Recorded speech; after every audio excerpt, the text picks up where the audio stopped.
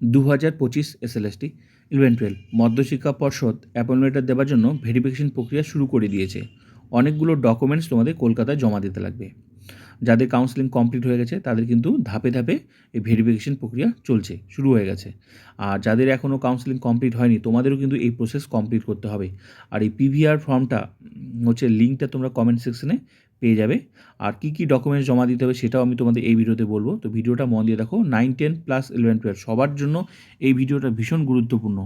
অবশ্যই তোমরা এই পিভিআর ফর্মটা ডাউনলোড করে নেবে। হ্যাঁ, কমেন্ট সেকশনের লিঙ্ক আছে, সেখান থেকেই তোমরা সরাসরি এই পিভিআর ফর্মটা ডাউনলোড করে নেবে। আর কীভাবে ফিল আপ করবে তোমরা দেখে নাও, আমি তোমাদের দেখিয়ে দিচ্ছি। আর কী কী ডকুমেন্টস লাগবে সেটাও আমি তোমাদের দেখাবো। আর সবাইকে বলছি তোমরা WBBSE এই ওয়েবসাইটটা তোমরা ফলো করো, হ্যাঁ, যাদের কাউন্সেলিং কমপ্লিট হয়ে গেছে। তো চলো শুরু করা যাক।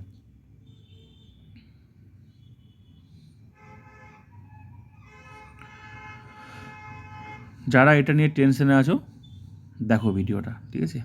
দেখো তোমাদের ছবি লাগবে, হ্যাঁ, পাসপোর্ট সাইজ। আমি যেটা জানি সেটা আমি শেয়ার করছি, ভুল হলে তোমরা কমেন্ট করে বলতে পারো, ঠিক আছে? এখানে পাসপোর্ট সাইজে কিন্তু ছবি লাগবে, ছবি পেস্ট করতে হবে।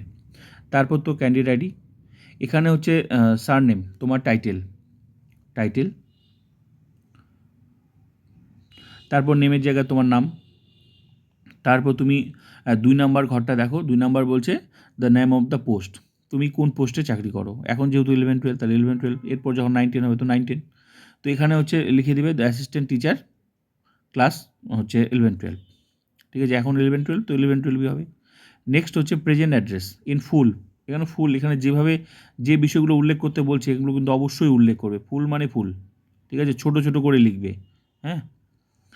তো এই ফর্মটা যে আছে না, এই যে ফর্মটা আমি তোমাদের দেখাচ্ছি পুরো ফর্মটা, এটা কিন্তু 3 সেট তোমাদের করতে হবে। 3 সেট জেরক্স মানে ডাউনলোড প্রিন্ট করে নিয়ে সেটা 3টা সেট ফিল আপ করতে লাগবে। এখানে 3টা পেজ আছে, আমি আগে শুরুতে তোমাদের দেখাই দিই, বিষয়টা তোমাদের সুবিধা হবে বুঝতে।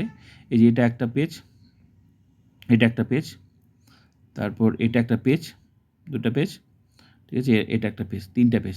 তো এরকম 3টা পেজ, 3 9, 3টা সেট কিন্তু তোমাদের ফিল আপ করতে হবে। সেটা গ্যাজেটেড অফিসারকে দিয়ে অ্যাটাস্টেড করাতে হবে, তারপরই জমা দিতে হবে। শুধু এটা নয়, এর সঙ্গে আরও অন্যান্য ডকুমেন্টস রয়েছে, সেটাও আমি তোমাদের দেখাবো এই ভিডিওতে।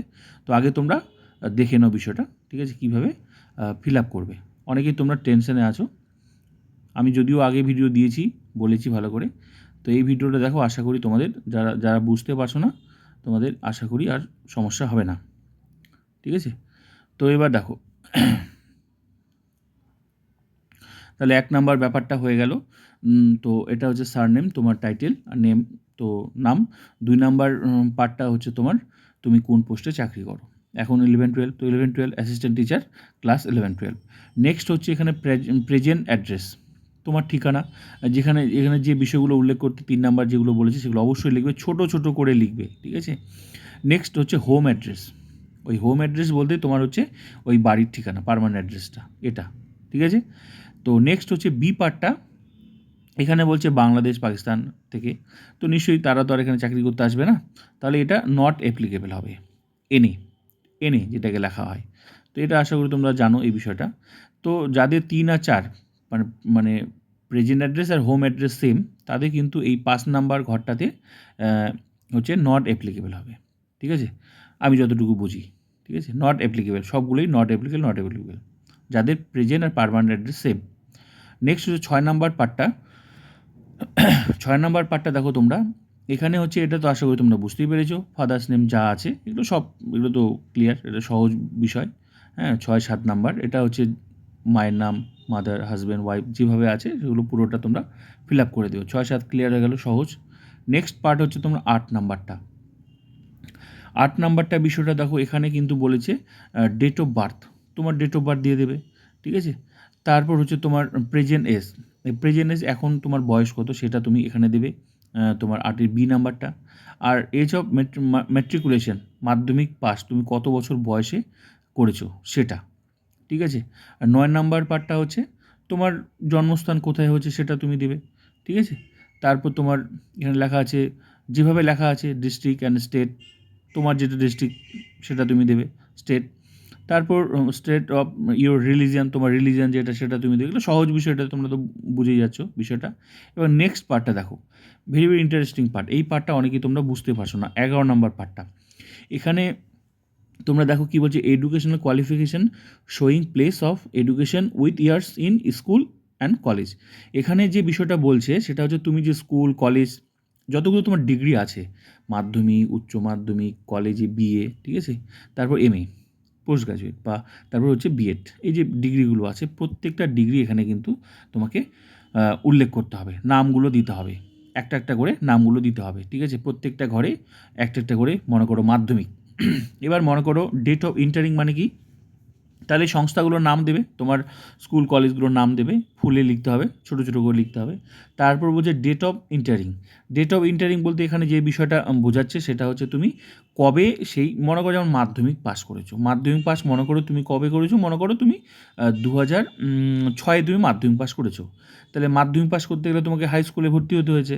তো এবার তুমি ভর্তি হয়েছো মনে করো তোমার, তাহলে 2006 যদি তুমি মাধ্যমিক পাস করো, তাহলে তুমি স্কুলে কবে ভর্তি হো, নিশ্চয়ই তুমি 4 পাস করে 5-এ তুমি ভর্তি হয়েছো। তো 5-এ কোন ইয়ারে তুমি ভর্তি হয়েছো, ডেটটা তো আর মানুষের মনে থাকে না যে 1 তারিখ ভর্তি হয়েছি না 2 তারিখ মনে হচ্ছে, সেটা জাস্ট এখানে তোমার তোমার এখানে হচ্ছে মনে করো 2006 যদি তোমার মাধ্যমিক পাস হয়, তাহলে নিশ্চয়ই তুমি 2001-এই 5-এ ভর্তি হয়েছো। তো সেই কথাটা এখানে বলছে ডেট অফ এন্টারিং, মানে কবে তুমি সেই সংস্থায় ভর্তি হয়েছো, অ্যাডমিশন হয়েছো, তাহলে 2001 হবে। তারপর ডেট অফ লিভিং, তাহলে তুমি নিশ্চয়ই 2006 যদি পাস করো, সেখান থেকে মনে করো তুমি মাধ্যমিক পাস করে সেই স্কুল থেকে তুমি বেরিয়ে গেছো, তাহলে 2006 তুমি মাধ্যমিক পাস করে তুমি বেরিয়ে গেছো স্কুল থেকে। তাহলে এবার হচ্ছে ডেট অফ দ্য লিভিংটা হয়ে গেল 2006, আর এক্সাম পাস মনে করো 2006 তোমার মাধ্যমিক পাস।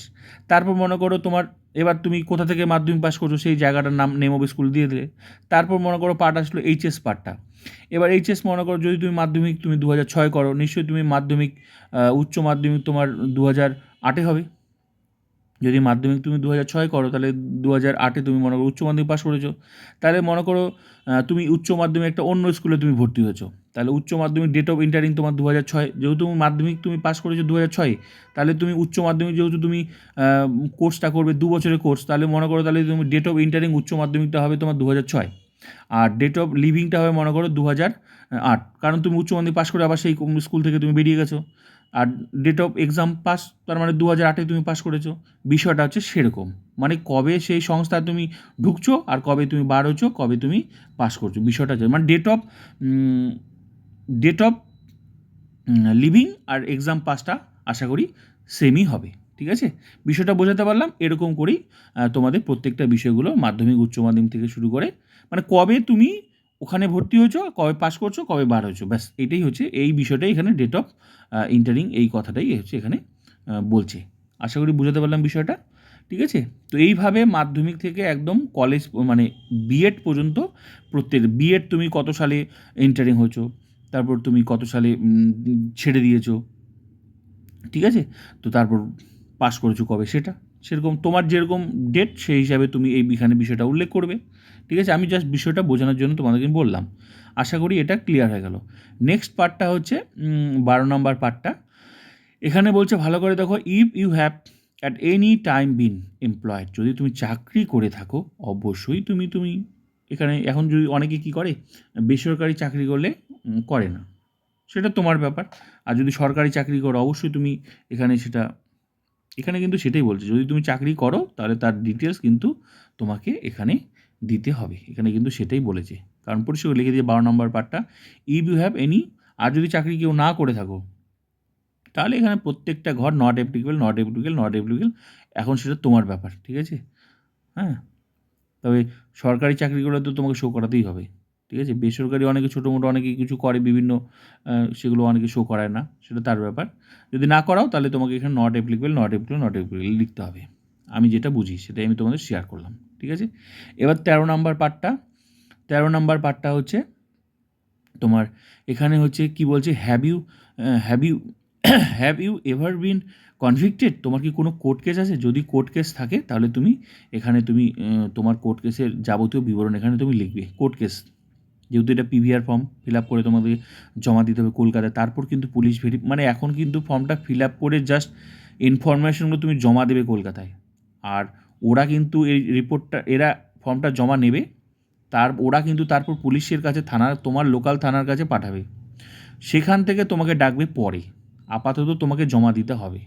তো এখানে যদি তোমার কোনো কেস থাকে তাহলে সে সম্পর্কে ডিটেলস তুমি এখানে লিখবে, ঠিক আছে, কারণ এখানে বলে দিয়েছে পরিষ্কার, লুকাছুপি নেই, যা থাক তোমার কেস এখানে কিন্তু পরিষ্কার করে লিখবে, কারণ পরে কিন্তু পুলিশ ভেরিফিকেশন করবে। হ্যাঁ, হয়তো তোমার কোনো কেস আছে তুমি বললে না, সেটা কিন্তু আলাদা হয়ে যাবে, হ্যাঁ ব্যাপারটা। তো যা আছে তুমি এখানে লিখবে, আমি যেটুকু বুঝি সেটাই আমি তোমাদের বললাম, বাকিটা তোমরা পড়ে দেখবে, আরও ভালো বুঝবে। নেক্সট হচ্ছে 14 নম্বর পার্টটা, এখানে হচ্ছে বলেছে যে নেম অফ টু রেসপন্সিবল, এখানে দুইজন ব্যক্তির নাম যাকে তুমি চেনো লিখবে। এবার তুমি লিখে তাদের তুমি সিগনেচারও করিয়ে নিতে পারো। তুমি তোমার নাম, তুমি দুজন যাকে তুমি যে দুজনকে তুমি চেনো সেই দুজনের নাম তুমি এখানে তুমি লিখে দিলে, যখন তুমি ফর্মটা ফিল আপ করছো সেখানে তুমি লিখে দিলে, তারপর তুমি তার পাশে ওই দুটো ব্যক্তির সিগনেচার করে নিতে পারো, ভালো হয়, ঠিক আছে।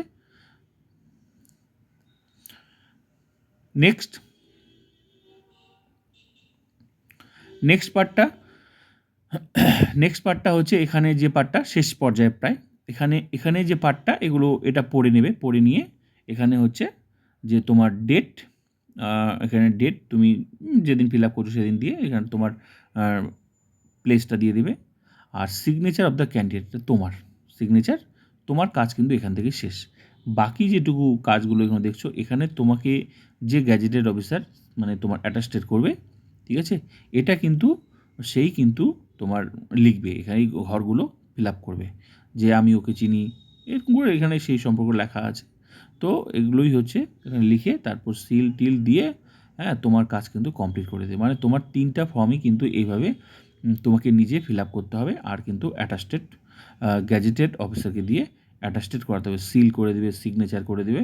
এটা হচ্ছে গ্যাজেটেড অফিসারের পার্ট, এই পুরো পার্টটা হচ্ছে গ্যাজেটেড অফিসারের পার্ট, ঠিক আছে। তো তোমার কাজ কিন্তু প্লেস, এখানে যিনি মানে যে অফিসার করবে তার প্লেস ডেট, ঠিক আছে।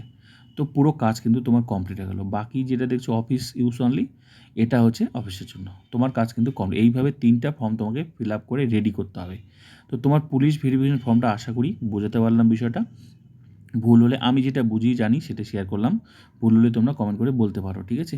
আর এর পরের পার্টটা দেখো, তো এই পুলিশ ভেরিফিকেশন এই 3টা ফর্ম ফিল আপ করে অ্যাটাস্টেড করাতে হবে, অ্যাটাস্টেড করার পর 3টে ফর্মে অ্যাটাস্টেড করাতে হবে, করার পর তোমাকে যাবতীয় এই যে, তাহলে দেখো কী কী ডকুমেন্টস এবার কলকাতায় জমা দিতে লাগবে। তো এই পার্টটা তাহলে ক্লিয়ার হয়ে গেল যে 1 নম্বর পার্টটা অ্যাপয়েন্টমেন্ট লেটার নেওয়ার জন্য কিন্তু এই প্রসেসটা কমপ্লিট, ভেরিফিকেশন প্রসেসটা সবাইকেই কমপ্লিট করতে হবে। তো 1 নম্বর পার্টটা দেখো সবার আগে তোমার কমপ্লিট হলো, 3 হার্ড কপিস, তার মানে 3টা সেট তোমার কমপ্লিট হয়ে গেল, এই 3 সেম সেট, এরকম 3টা সেট ফিল আপ করে অ্যাটাস্টেড হয়ে গেল, গ্যাজেটেড অফিসারকে দিয়ে অ্যাটাস্টেড হয়ে গেল, তার মানে এই কাজটা 1 নম্বর ডকুমেন্টস তোমার কমপ্লিট। এবার 2 নম্বর ডকুমেন্টস কি, অ্যাডমিট কার্ড, এগুলো তো তোমার কাছে আছে, admit card, recommendation letter, admit card তোমার এসএসসির। তারপর 3 নাম্বার ডকুমেন্টস হচ্ছে রেকমেন্ডেশন লেটার, যেটা হচ্ছে কাউন্সিলিং থেকে দেবে, যাদের যাদের কমপ্লিট হয়েছে তাদের যেমন ভেরিফিকেশান শুরু হয়ে গেছে, ঠিক আছে, অ্যাপয়েন্টমেন্টের জন্য। তো এরকম তোমাদেরও আসবে, তো এটা দিতে হবে। তারপর তোমার 4 নাম্বার ডকুমেন্টস হচ্ছে 1 ফটো আইডি, সেটা হচ্ছে আধার কার্ড, ভোটার কার্ড, যা হচ্ছে driving licence. 5 number caste certificate, 6 number disable, 7 number, এটা তো সহজ বিষয় এগুলো। দুটো হচ্ছে পাসপোর্টের ছবি, যেটা রেকমেন্ডেশন লেটারে বা তোমার ফর্মে যে অ্যাডমিটের যে ফর্ম মানে ছবিটা আছে সেরকম 2 কপি ছবি, অ্যাডমিট কার্ড, মাধ্যমিকের অ্যাডমিট কার্ড হচ্ছে বয়সের প্রমাণপত্র হিসাবে। তো তারপর হচ্ছে মার্কশিট সার্টিফিকেট, পোস্ট গ্র্যাজুয়েট, তারপর হচ্ছে মার্কশিট সার্টিফিকেট বিএড, তারপর ম্যারেজ সার্টিফিকেট যদি তোমার থেকে থাকে।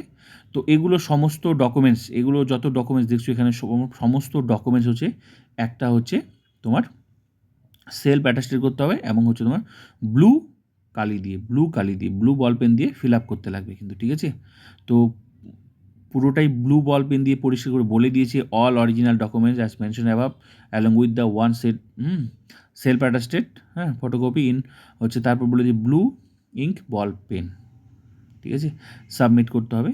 মোট কথা অ্যাটাস্টেড থেকে শুরু করে যাবতীয় সব কিন্তু ব্লু পেনটাই ব্যবহার করতে বলেছে, ঠিক আছে। তো এই সমস্ত ডকুমেন্টসগুলো তোমাকে নিয়ে যেতে হবে। মোট কথা একটা হচ্ছে অরিজিনাল সেট, আর একটা হচ্ছে জেরক্সটা সেলফ অ্যাটাস্টেড তোমার, আর তার সাথে ইম্পর্টেন্ট ডকুমেন্টস হচ্ছে এটা।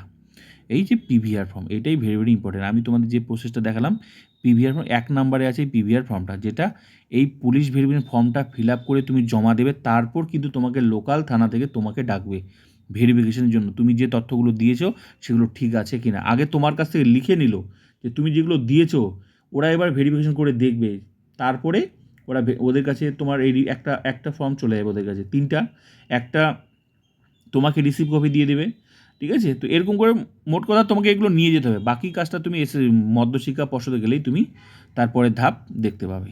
তো তোমাকে এইভাবেই নিয়ে যেতে হবে। তো আশা করি বিষয়টা বোঝাতে পারলাম। ভিডিওটা ভালো লাগলে অবশ্যই লাইক, কমেন্ট, সাবস্ক্রাইব